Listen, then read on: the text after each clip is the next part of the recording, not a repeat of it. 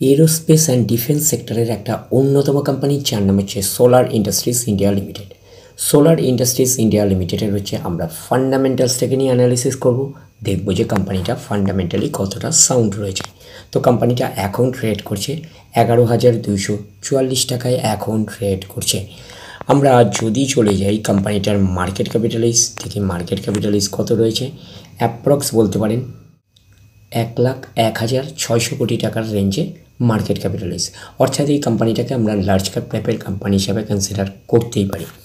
তো কোম্পানিটার আমরা যদি আরওসি দেখি, রিটার্ন অন ক্যাপিটাল এমপ্লয়েড কত আছে 32.5%, আরওই রিটার্ন অন ইকুইটি আছে 30.9%। তো আরওসি আর আরওই হচ্ছে ডিসেন্ট রয়েছে। তো কোম্পানির পারফরমেন্সের ওপরে কিন্তু ডিপেন্ড করে আরওসি আর আরওই, এইটুখানি মাথায় রাখবেন। আগামী দিনে যদি কোম্পানি আরও ভালো পারফরমেন্স করে, আরও গ্রোথ দেখাতে শুরু করে, তাহলে আরওসি আর আরওই হচ্ছে আরও ইমপ্রুভ করবে। এইবারে আমরা চলে যাচ্ছি কোম্পানিটার পিয়ার সেগমেন্টে। তো কোম্পানিটা হচ্ছে এরোস্পেস অ্যান্ড ডিফেন্স সেক্টরের কোম্পানি, এটুখানি মাথায় রাখবেন, এবং কেমিক্যাল ইন্ডাস্ট্রিজের কিন্তু একটা কোম্পানি, এটুখানি মাথায় রাখবেন। তো কোম্পানিটার হচ্ছে যদি বলা হয় তো অ্যাজ পার মার্কেট ক্যাপিটালাইজ অনুযায়ী কিন্তু এরোস্পেস ডিফেন্স সেক্টরের কিন্তু লিডার কোম্পানি হিসাবে কিন্তু কনসিডার করতেই পারি সোলার ইন্ডাস্ট্রিজকে। তো এই কোম্পানিটা হচ্ছে বেসিক্যালি বিজনেস মডেলটা হচ্ছে বিভিন্ন এক্সপ্লোসিভস হচ্ছে প্রোডাকশনস করে, অর্থাৎ ম্যানুফ্যাকচারিং করে এই কোম্পানিটা। তো কোম্পানিটার আমরা যদি প্রফিট অ্যান্ড লসে যাই, তো প্রফিট অ্যান্ড লস সেগমেন্টে চলে আসলাম। তো প্রফিট অ্যান্ড লস সেগমেন্টের আমরা ডিরেক্টলি চলে যাবো কোম্পানিটার হচ্ছে নেট প্রফিটে, দেখবো যে নেট প্রফিটের মার্জিন কী রকম রয়েছে। তো চলে আসলাম নেট প্রফিটে, 1185 কোটির রেঞ্জে হচ্ছে নেট প্রফিট রয়েছে। এইবারে আমরা চলে যাব কোম্পানিটার ব্যালেন্স শিটে, দেখবো যে ব্যালেন্স শিট পার্টের হচ্ছে আমরা ফার্স্ট পার্ট যেটা হচ্ছে সেটা হচ্ছে রিজার্ভ অ্যান্ড সারপ্লাস। তো দেখবো রিজার্ভ অ্যান্ড সারপ্লাসের অবস্থান কীরকম রয়েছে, 3,776 কোটির রেঞ্জে হচ্ছে রিজার্ভ অ্যান্ড সারপ্লাস রয়েছে। তো কোম্পানিটার আমরা যদি বোরিং পার্ট দেখি, তো বোরিং পার্টের হচ্ছে ফার্স্ট পার্ট সেটা হচ্ছে লং টার্ম বোরিং। তো লং টার্ম বোরিংয়ে চলে আসলাম, অ্যাপ্রক্স বলতে পারেন 500 কোটির রেঞ্জে হচ্ছে লং টার্ম বোরিং রয়েছে।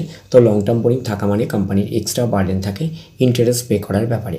তো শর্ট টার্ম বোরিং কত রয়েছে, 660 কোটির রেঞ্জে শর্ট টার্ম বোরিং। তো শর্ট টার্ম বোরিং হচ্ছে ফ্ল্যাকচুয়েটিং মানে থাকে, প্রতি বছর আপস অ্যান্ড ডাউন্স করে। তো আমরা শর্ট টার্ম বোরিংয়ের থেকে বেশি যেটা গুরুত্ব দিই সেটা লং টার্ম বোরিংকে। তো লং টার্ম বোরিং এখন রয়েছে অ্যাপ্রক্স 500 কোটির রেঞ্জে। এবং কোম্পানিটার আমরা যদি ক্যাশ অ্যান্ড ক্যাশ ইকুইভ্যালেন্ট পার্টে যাই, দেখি কী রকম অবস্থান রয়েছে। তো আমরা চলে আসলাম কোম্পানিটার হচ্ছে ক্যাশ অ্যান্ড ক্যাশ ইকুইভ্যালেন্ট পার্টে। তো 290 কোটির রেঞ্জে ক্যাশ অ্যান্ড ক্যাশ ইকুইভ্যালেন্ট রয়েছে। তো কোম্পানিটা লার্জ ক্যাপ টাইপের কোম্পানি, তো সেই হিসাবে ক্যাশটা ঠিকঠাকই রয়েছে 290 কোটির রেঞ্জে। আর কোম্পানিটার হচ্ছে শর্ট টার্ম বোরিং ন্যাচারাল ব্যাপার, আমরা জানি যে ফ্ল্যাকচুয়েটিং মানে থাকে, প্রতি বছর আপস অ্যান্ড ডাউন্স করে। তো শর্ট টার্ম বোরিং হচ্ছে 600 থেকে 650 কোটির রেঞ্জে বলতে পারি শর্ট টার্ম বোরিং, আর হচ্ছে লং টার্ম বোরিং রয়েছে 500 কোটির রেঞ্জে। আর কোম্পানিটার রিজার্ভটা ঠিকঠাকই রয়েছে, এটুকুনি বলতে পারি 3,700 কোটির থেকে 800 কোটির রেঞ্জে হচ্ছে রিজার্ভ অ্যান্ড সারপ্লাস রয়েছে। তো ওভারঅল ব্যালেন্স শিটটাকে আমরা ঠিকঠাক হিসাবে কনসিডার করতেই পারি।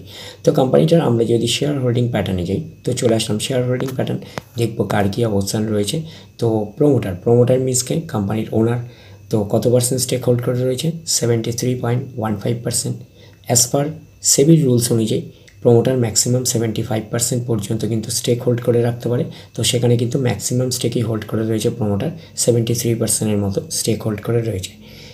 FIS foreign institutional investor 7.23%, DIS domestic institutional রয়েছে 12.78%, আর পাবলিক রয়েছে 6.82%। তাহলে এইটুকুনি বলতে পারি প্রত্যেকেরই কিন্তু কম বেশি ইনভলভমেন্ট রয়েছে।